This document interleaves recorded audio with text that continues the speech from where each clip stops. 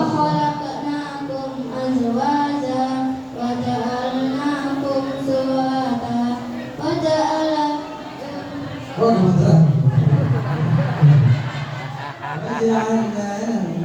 سباتا وجعلنا الليل لباسا وجعلنا النهار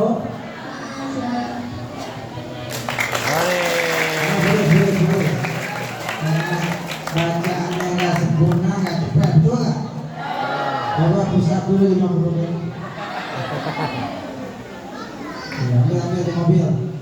Uang kita yang 3 miliar ambil. Uang Zimbabwe. Tapi wah, bro saya bi. Pengen nggak punya anak rajin sholat? Isra Mi'raj setiap tahun kita peringati. Saya pernah ceramah di Tangerang juga. Bikin tenda mahal-mahal, bikin tenda nggak murah. Saya tanya, ini jamaah yang hadir berapa? 3.000 Pak Ustadz. Itu nanti 3.000 yang isya datang, malam-malam datang. Kalau sholat subuh di masjid berapa orang yang datang? Apa jawaban ketua DKM-nya? Cuma 30 orang. Ini Pak Ketua DKM kita luar biasa. Pak Haji mendukung kegiatan Isra Mi'raj, kita doain Pak Ketua DKM panjang umur, anak cucunya jadi ahli sholat, jangan pernah pelit mendoakan orang lain. Jangan amin-amin dulu. Karena ketika kita mendoakan orang lain, di atas kepala ibu ada malaikat. Percaya nggak di atas kepala ibu ada malaikat? Malaikat Israel. Malaikat rahmat. Apa kata malaikat? Bu, masih hidup? Masih. Malaikat ngomong begini ke ibu. Ya Allah, ibu doain Pak Haji ya, ketua DKM biar anak cucunya rajin sholat. Kata malaikat apa? Anak ibu juga rajin sholat. Jadi tips agar dapat doa malaikat, mulut selalu mendoakan orang lain. Kenapa hidup kita gak gampang, hidup kita susah? Karena mulut ini kering mendoakan orang lain. Saya mau nanya, ibu pernah gak doain tetangga? Pernah. Kapan? Kemarin. Pernah gak malam-malam tahajud? Ibu pernah dengar ada tetangga utang pinjol belum lunas?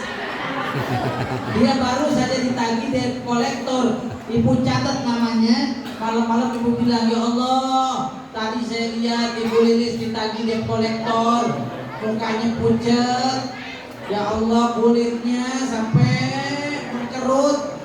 Ya Allah, tolong lunasin utang Bu Lilis. Ada kan namanya Bu Lilis? Gak ada. Ibu masih gak ada. Ini Umi Yoyo. Antara beliau saya bisa hadir. Man la yashkurin nas la yashkurullah. Siapa yang tidak berterima kasih atas kebaikan orang sama kita, Allah tidak anggap dia orang bersyukur. Maka saya bersyukur sama Umi Yoyo, Ketua DKM, yang telah menghadirkan saya ke sini. Mudah-mudahan semuanya dapat barokah. Amin, amin. Namanya pendek apa panjang? Ibu suka yang pendek apa yang panjang? Panjang, Ustaz. Yang pendek apa yang panjang? Panjangnya semana? Maksudnya yang lama apa yang sebentar? Yang lama. Saya jujur Pak Ketua DKM, kalau ibaratnya watt sudah 5 watt, dari 100 watt tinggal 5 watt, maksudnya apa tuh? Karena ini acara yang keempat.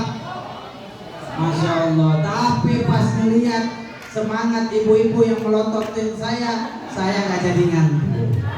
Takbir. Allahu Akbar. Saya Ustaz doain anak saya rajin sholat. Anak saya susah bener disuruh sholat. Kalau disuruh sholat lebih senang main game. Betul apa betul? Lebih banyak baca Quran apa game Free Fire? Kita tanya Kahfi, lebih senang main Roblox apa Quran? Benar. Siapa yang suka main Roblox tunjuk tangan.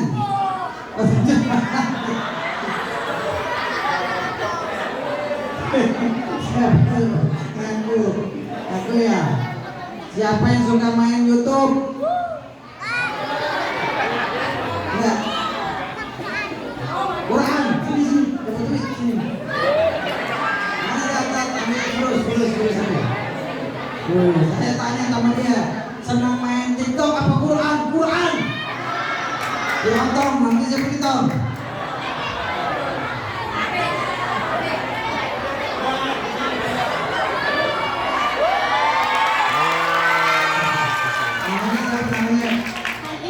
Weh, Fajri, mana datang namanya? Mana mana? Weh, ini mana kok nggak ngaku? Oh ini anak siapa bu? Ibu kalau nggak ngaku, sekarang juga saya bawa pulang ke Rawamangun. Ibu ini anak ibu bukan? Bangga dong. Ini anak yang saya gendong, kedepannya akan jadi pengganti Ustaz Abdul Somad. Ini akan jadi ketua Majelis Ulama Indonesia. Kalau nggak bukan tidak mungkin Fajri akan gantiin Prabowo. Takbir. Allahu Akbar. Fajri cita-citanya apa? Nanti cita-citanya makan gratis. Fajri cita-citanya mau jadi dokter, apa jadi pilot, apa jadi ustadz. Wih, hati-hati jadi ustadz. Ustadz itu kepanjangannya usaha tidak tetap. Fajri, sekolahnya di mana? Udah sekolah belum? Oke, Fajri hafal Quran. Apa? Oke. Lanjutin ya. Bismillahirrahmanirrahim. Qul a'udzu birabbin nas.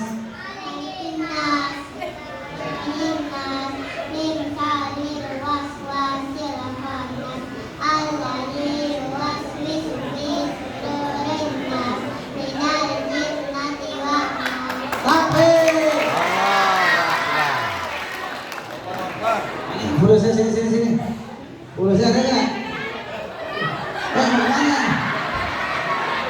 Langsung kasih. Ini Fajri. Langsung kasih. Nih Pak Sugeng, Pak D Sugeng. Tadi kocak bankingnya. Jangan nanti korupsi. Oh ya udah. Nanti dikasih ditransfer sama Pak D Sugeng. Saya pokoknya janji, insya Allah anak-anak kita kasih beasiswa jadi penghafal Quran. Saya punya pesantren di Bogor, cari inti keretak nanti ibu-ibu naik odong-odong, naik bis, naik mikrolet dari sini ke pesantren saya, cariin pemandangannya Gunung Salak. Dingin, di Tangerang dingin apa panas? Ibu kalau ke pesantren saya nggak butuh AC, nggak butuh kipas, angin sepoi-sepoi. Subhanallah pemandangan Gunung Salak. Makanya saya nggak mau kawin sama orang Bogor. Kenapa? Salaknya ini segede gunung. Ya, insya Allah siapa yang mau mondok gratis. Tapi pesantrennya baru ada cowok. Yang cewek insya Allah kalau Ustadz ada rezeki kita bangun lagi di Bogor. Amin. Takbir. Allahu Akbar. Siapa sih di sini yang pengen punya anak hafiz Quran? Tunjuk tangan, ya Allah. Ngomong, ya Allah. Jangan sampai saya mati sebelum melihat anak saya jadi hafiz Quran 30 juz. Punya anak presiden tapi koruptor, kira-kira dikubur diazab nggak? Jadi yang menyelamatkan kita bukan anak kita jadi orang kaya, tapi kalau punya anak hafiz Quran, menanamkan nilai Quran dalam kehidupan sehari-hari, kuburan orang tuanya jadi terang. Amin. Kuburan orang tuanya dijadikan Raudhatul Jannah. Maka doa saya Bu, setiap saya sholat, Ya Allah, saya nggak butuh anak yang jadi orang kaya. Saya nggak butuh anak saya jadi menteri. Saya nggak butuh anak saya jadi gubernur. Saya mau nanya sama Bapak, jadi presiden pasti mulia nggak? Jadi presiden pasti mulia nggak? Jadi menteri pasti mulia nggak? Betapa banyak menteri yang hina ketika dia pakai baju warna orange kayak jilbab ibu. Apa maksudnya pakai baju orange? Tahanan KPK. Allah hinakan. Ada orang yang jadi pemimpin pejabat tapi dihujat oleh 270 juta rakyat Indonesia. Tuh, jadi pemimpin pejabat belum tentu mulia di mata Allah dan makhluk. Tapi kalau jadi hafiz Quran, kalau jadi alim Quran dan Pak Kiai, wibawa beliau beda. Saya sama ketemu menteri, saya menyimak beliau baca Quran dari hati paling dalam. Kenapa? Membawa kalamullah, pencipta langit dan bumi. Mulia pasti. Gak akan mungkin Allah hinakan para penghafal Quran. Makanya ibu, doa kita apa? Kalau hari ini kita gak punya presiden penghafal Quran, nanti 20 tahun lagi anak ibu jadi presiden yang hafiz Quran. Saya mau nanya di sini bapak-bapak, pernah gak punya cita-cita jadi presiden? Punya presiden jadi imam masjid di Istiqlal. Presiden tapi jadi imam. Saya mau nanya, Indonesia pernah punya nggak presiden jadi imam sholat? Siapa? Abdurrahman Wahid. Apa Kiai Haji Abdurrahman Wahid. Wah, itu Kiai luar biasa jadi imam. Tapi belum ada yang kayak beliau lagi. Mudah-mudahan dari masjid apa nih? Al Barokah. Al Barokah akan lahir presiden penghafal Quran. Takbir. Allahu Jadi Akbar. nasihat saya buat Pak Ketua DKM, bikin masjid yang ramah anak. Makanya tadi anak-anak yang berisik, yang ngobrol, saya nggak omelin.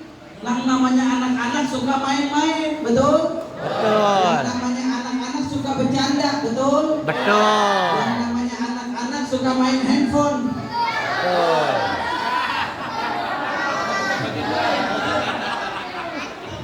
Maka ketika di masjid, sayangi mereka, cintai mereka, jangan diomelin, jangan dimarahin. Kamu pernah nggak di masjid dimarahin? Sering. Siapa yang suka marahin kamu? Orangnya ada nggak? Ini Pak. Nih, cara supaya anak kita nggak marah, nggak main-main kalau di masjid, nggak berisik di masjid sini. Nah, jangan berisik ya. Kalau nggak berisik, Om kasih pisang. Kira-kira bakal berisik lagi nggak? Kasih hadiah. Ibu dapat yang berisik, yang berisik. Ibu tahu kenapa banyak anak-anak pecandu narkoba? Tahu kenapa anak-anak yang nauzubillah berzina? Ketika di masjid diomelin. Ketika dia berisik, kamu jangan datang ke masjid ya. Masjid itu tempat orang sholat, pergi sana. Akhirnya apa kata dia? Tuh lihat orang sholat sukanya marah-marah. Akhirnya datang bandar narkoba. Nah, kenapa kamu mukanya murung? Kenapa mukanya sedih? Oh, tadi saya baru diusir dari masjid padahal niatnya sholat. Saya dibilang berisik, diomelin. Ya udah sini nak, Om traktir makan warteg. Senang gak diajak makan warteg? Sama orang jahat dicelupin sama dia di air teh anak kita, narkoba, mabok. Nah, enak gak tadi nak? Oh enak Pak, saya fly. Ya udah, besok Om kasih lagi. Gara-gara pengurus masjidnya tidak ramah sama anak, akhirnya anak kita keluar di gang-gang, di jalanan, bergaul sama salah orang. Pak, coba lihat tatap mata mereka. Inilah yang akan jadi penerus Islam 20 tahun lagi. Inilah yang akan jadi penerus dakwah 30 tahun lagi. Ayomi mereka. Bahkan kalau bisa masjid punya anggaran, bikin hadiah. Yang rajin sholat selama 40 hari dikasih sepeda gratis dari masjid. Mau nggak?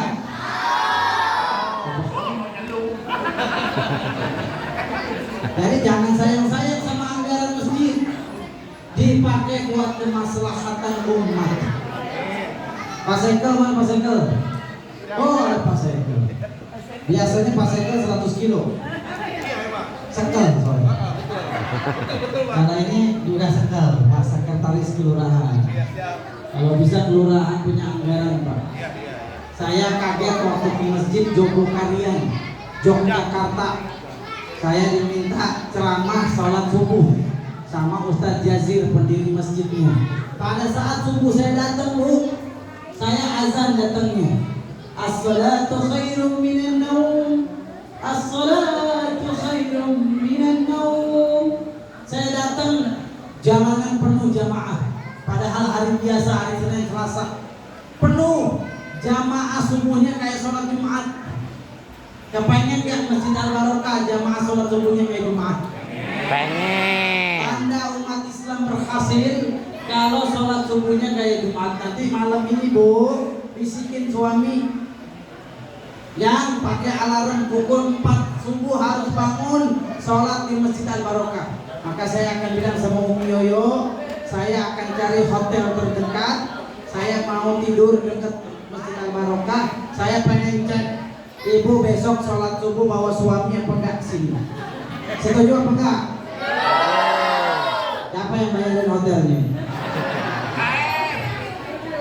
Yang bayarin Pak Sakal. Kita Pak Sakal nggak usah di hotel. Tidur di kelurahan.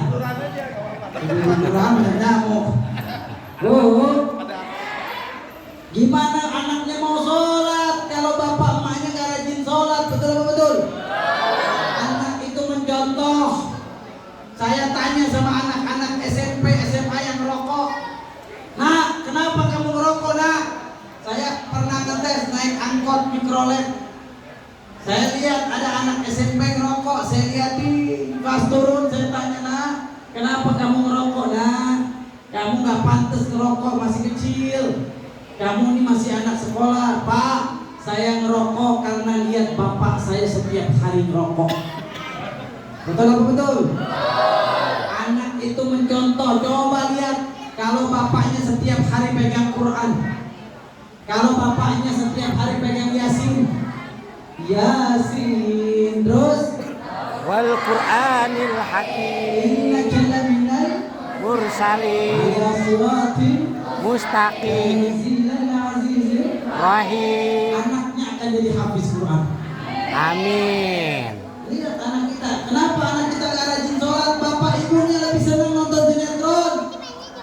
Bapak ibunya lebih senang ngobrol kalau azan. Mulai hari ini, detik ini, wahai Jami Al-Barokah, kalau sudah hayya 'alas shalah, itu yang panggil Allah melalui para muazzin. Kita pergi ke kantor, sebulan sekali dapat gaji, sebulan sekali dapat fulus. Saya mau nanya, Allah ngasih kita mata, mana yang lebih mahal, mata apa duit? Mata. Mau nggak matanya dibeli 1 triliun? 1 triliun. Ibu, 1 triliun bisa bikin 1 tower apartemen. Tapi matanya nggak bisa lihat. Mau nggak? Berarti mana yang lebih kita taati? Bos di kantor apa Allah yang menciptakan kita? Pak, saya lebih rajin ke kantor. Kenapa?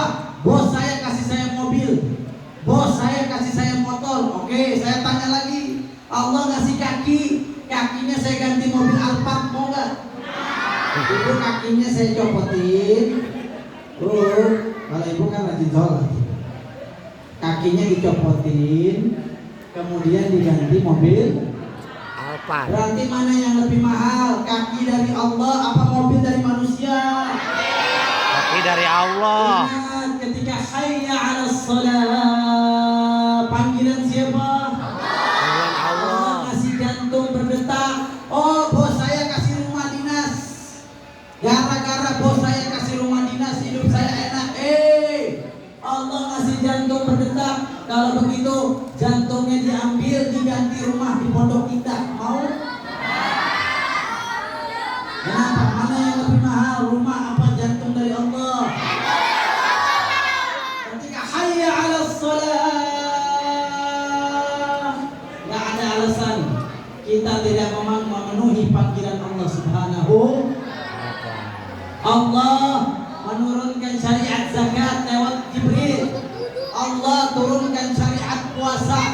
melalui malaikat Jibril. Tapi ketika syariat sholat nggak pakai perwakilan, nggak pakai utusan. Allah mengutus Nabi Muhammad ke langit Sidratul Muntaha langsung untuk Isra Mi'raj dapat perintah sholat. Kira-kira sholat penting apa nggak penting? Penting. Saking pentingnya Allah memanggil Nabi Muhammad di bulan Rajab tanggal 27 agar mendapatkan perintah sholat 5 waktu. Gimana lagunya? Walaupun hidup sepohon kayu daunnya rimbun, lebat buahnya serta bunganya. Walaupun hidup 1000 tahun kalau tak sembahyang, apa gunanya? Walaupun hidup 1000 tahun kalau tak sembahyang, apa gunanya? Dipukul dipalu sehari-hari, barulah ia sadarkan diri. Hidup 1000 tahun bila tak sembahyang, apa gunanya? Walaupun Hidup 1000 tahun tak sembahyang. Nilai kita di hadapan Allah ketika sholat 5 waktu. Kamu artis tapi nggak sholat, demi Allah kamu lebih hina dari binatang. Kamu presiden tapi nggak sholat, demi Allah Anda tidak ada nilai berapapun di hadapan Allah. Anda mohon maaf PPSU di Jakarta suka mengambil sampahnya orang Jakarta. Saya pernah ketemu pakai baju orange, seragam PPSU, dia sholat di depan saya di Masjid Salman Al Farisi Haji Ten. Saya menangis. Dia lebih mulia dari orang yang punya triliunan tapi tidak sholat. Karena nanti pada hari kiamat yang ditanya oleh Allah pertama kali sholat kita. Kalau sholat kita benar, amalan yang lain benar. Kamu pergi haji tiap tahun tapi nggak sholat, hajinya bukan haji mabrur tapi mardud. Kamu sedekah 1 triliun tapi nggak sholat, sedekahnya diterima apa enggak? Enggak. Yang ngomong bukan saya, Nabi Muhammad. Awwalu ma yuhasabu bihi al-'abdu yawmal qiyamah as-shalah. Fa in saluhat saluha al-'amalu kulluh wa in fasadat fasada al-'amalu kulluh. Yang pertama dimintai pertanggungjawaban atas amal ibadah kita sholat. Sholat benar, amal lain benar. Sholatnya lulus, 5 waktu dijaga, lulus. Tapi kalau sholatnya nggak lulus verifikasi, amal yang lain ditolak sama Allah. Saking pentingnya sholat.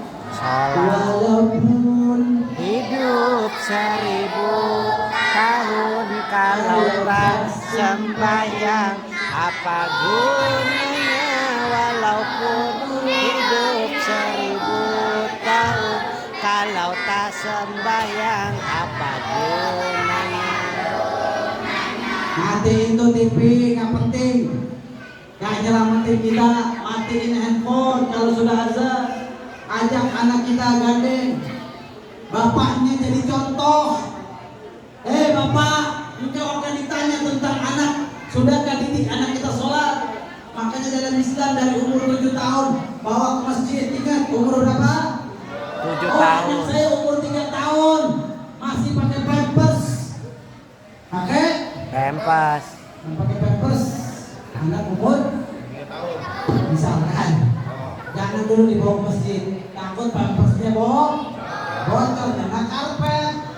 Kebetulan lagi pup, bocor pampersnya, kena sajadah. Tiba-tiba Pak Ketua DKM lagi sujud. Kira-kira nyiksa apa enggak? Kata Pak Ketua DKM, seumur hidup gua gak pernah nyobain parfum model begini. Makanya anjuran Islam umur 7 tahun suruh sholat. Sampai umur berapa nyuruh sholat? Jangan dipukul kalau nggak sholat. Jangan dimarahin kalau nggak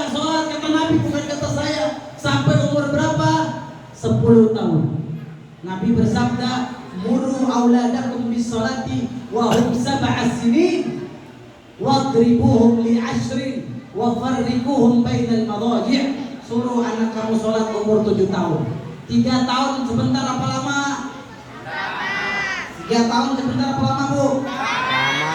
Disuruh kasih tahu sholat penting di telinga anak kita. Nak sholat, nak sholat, nak sholat. 3 tahun akan terukir di hati mereka, akan terpatri di hati mereka. Sholat itu penting. Insya Allah setelah umur 10 tahun jadi ahli sholat. Amin. Kenapa anak kita nggak rajin sholat? Masjid sepi, isinya orang tua. Karena umur 7 tahun kagak dibawa ke masjid. Maka Masjid Jami Al Barokah bikin gerakan di spanduk, gerakan bapak nenteng anak ke masjid. Setuju apa enggak? Setuju. Bapaknya nenteng di masjid, karena yang wajib sholat berjamaah di masjid laki-laki. Perempuan boleh sholat di rumah. Laki-laki soleh sholat di masjid. Laki-laki yang sholatnya di rumah, laki-laki soleha. Bapak kalau sholat di rumah, ibu-ibu mau kasih lipstick, dikasih eyeshadow, dikasih blush, apa tuh? Blush on, dikasih apa tuh? Make up. Wah, aduh, bahaya. Laki-laki sejati sholat di masjid. Kenapa Islam pernah menang lawan Romawi Persia? Yang menaklukkan itu rajin sholat. Bapak bisa lihat saudara kita di Gaza. Kenapa hari ini masih digempur? Karena 2 miliar umat Islam, cuma KTP tidak 100% melaksanakan sholat 5 waktu di masjid. Maka perjuangan saya, bapak-bapak, bagaimana Masjid Al Barokah besok sholat subuh kita bikin ramai kayak sholat Jumat. Nanti Amin. satu saat kajiannya jangan malam-malam, kajiannya subuh akbar. Setuju apa enggak?